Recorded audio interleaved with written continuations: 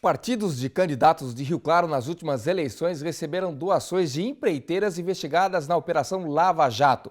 Valores foram declarados na prestação de contas das campanhas. Veja também no Rio Claro Notícias.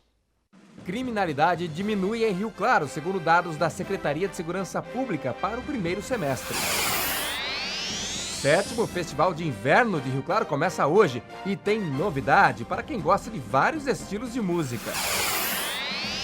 Novidade também em quadro. Rio Claro Basquete anuncia a contratação do lateral Gui Deodato, ex-Bauru, para a disputa do Campeonato Paulista.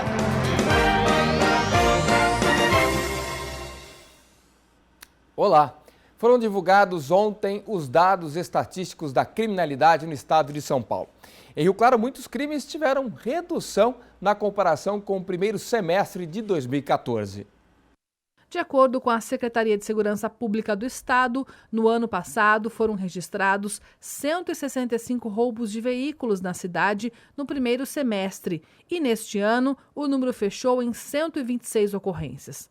Furtos de veículos também caíram, de 544 para 383. Os roubos, em geral, também diminuíram. Enquanto em 2014 foram 640 ocorrências, em 2015 foram 556 casos. No ano passado foram 16 homicídios dolosos, aqueles quando existe a intenção de matar. Este ano foram 6, de janeiro a junho. Mas não são apenas boas notícias. Os casos de estupro mais que dobraram. Subiram de 11 para 26 na comparação semestral. Um acidente na rodovia Washington Luiz no último domingo matou uma menina de 7 anos. A família é natural de Fernandópolis, mas mora em Rio Claro. O carro dirigido pela mãe da menina capotou após invadir a pista contrária na altura do quilômetro 357, perto de Catanduva. Ainda não se sabe o motivo do acidente. No carro também estava um bebê de 1 ano e meio que não se feriu. De acordo com o que foi apurado, a vítima estaria usando adequadamente o cinto de segurança no banco traseiro. A prestação de contas de campanha de 2 candidatos de Rio Claro apontam que, pelo menos indiretamente, receberam doações de 2 empreiteiras investigadas na Operação Lava Jato. De acordo com a prestação de contas do deputado reeleito Aldo Demarque, do total dos quase R$1.300.000 usados na campanha, 114 mil foram repassados ao candidato pelo partido e recebidos pela Camargo Correia. Outras 5 doações de R$17 mil foram feitas pela UTC Engenharia à direção estadual do partido. Segundo o deputado, esses valores são direcionados à sigla e essa distribui aos candidatos. O candidato em si, ele recebe do partido. O partido recebe das empresas, né? O candidato ele é obrigado a apresentar uma prestação de conta à Justiça Eleitoral. Foi o que todos os candidatos, inclusive eu, fiz e tive minhas contas aprovadas pela Justiça Eleitoral, sem objeção nenhuma. Agora, depois surge que tem as determinadas empresas, principalmente agora com esse problema de repasses de empresas, com repasses até internacionais, fora do país, e muitas vezes se confunde alguma coisa. Os recursos que o democrata recebeu foram aqui internamente e foram legais, totalmente legais, tanto que as contas foram aprovadas não apenas dos candidatos, mas também do partido foram aprovadas. Questionado sobre as denúncias de propina envolvendo essas empresas que fizeram doações às campanhas, o deputado se diz tranquilo. É evidente que o partido, se tiver que dar alguma explicação de quem recebeu, o partido pode dar, né? Eu estou dando o que eu recebi, o repasse do Democrata Regional de São Paulo. O outro candidato é o professor Américo Valdanha Neto, que na época das eleições estava afiliado ao PCdoB. Por telefone, Valdanha disse ter recebido cerca de R$20 mil da direção estadual do partido para a campanha a deputado estadual. Os valores vieram da UTC Engenharia. Ele explica que o partido faz os repasses para apoiar as campanhas dos candidatos filiados e só no momento de assinar a prestação de contas para o envio ao Tribunal Superior Eleitoral é que tomou conhecimento da origem dos valores. Valdanha explicou ainda que as doações ao PCdoB foram legais e que as contas foram aprovadas pelo TSE. Na época, o envolvimento dessas empresas na Operação Lava Jato não tinha sido noticiado ainda pela imprensa. Ontem, na Câmara de Vereadores, aconteceu a primeira reunião entre os representantes da casa e ambulantes que ficam no jardim público. Os comerciantes pediram mais atenção e que possam continuar exercendo o trabalho, já que já acontece há décadas no local. Ontem, o Rio Claro Notícias exibiu uma reportagem onde mostrou a preocupação desses trabalhadores com um projeto de lei que deve ser votado no mês que vem e que irá proibir a venda de produtos em locais públicos. Na reunião, os vereadores se mostraram favoráveis à permanência do grupo no jardim público e à criação de uma emenda para protocolar este direito. Porém, garantiram que ainda é necessário ver os procedimentos legais para isso. A previsão da votação da lei é para a segunda quinzena de agosto, depois do recesso da Câmara.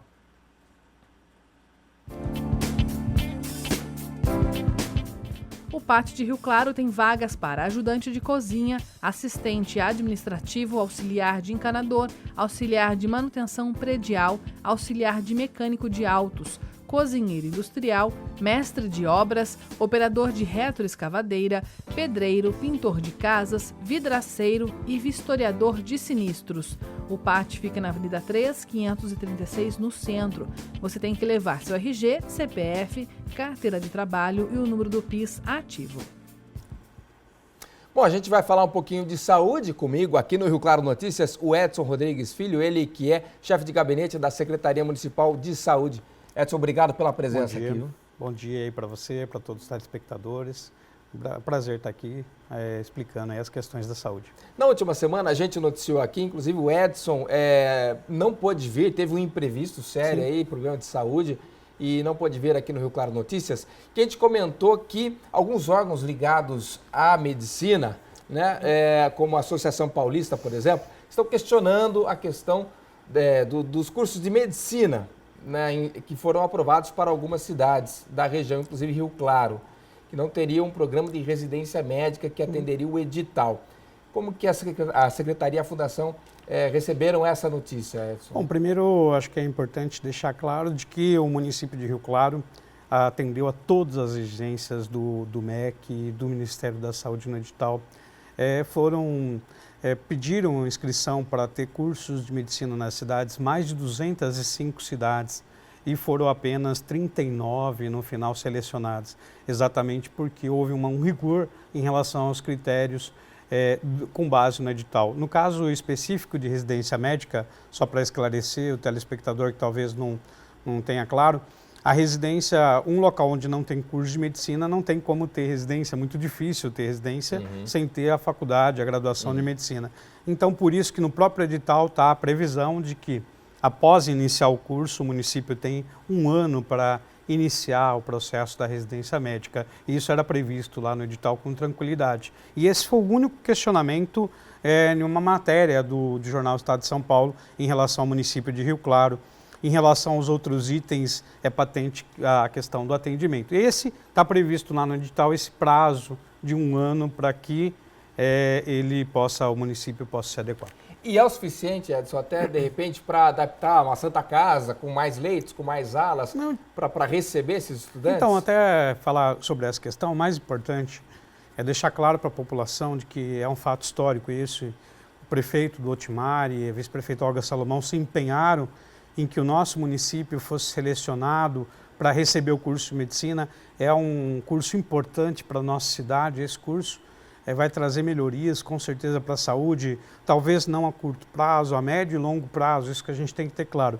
Mas a gente tem que observar que essa questão das categorias, das classes, dos órgãos de classe, é evidente que eles fazem uma luta, às vezes, para diminuir o número de vagas e para uma certa reserva de mercado, né, em relação ao curso. E o que a gente observa, até não sei se dá para observar um gráfico, né, que apenas no 2014 nós temos 21 mil cursos, né, no caso de vagas de graduação de medicina no Brasil, é muito pouco para a nossa necessidade no país.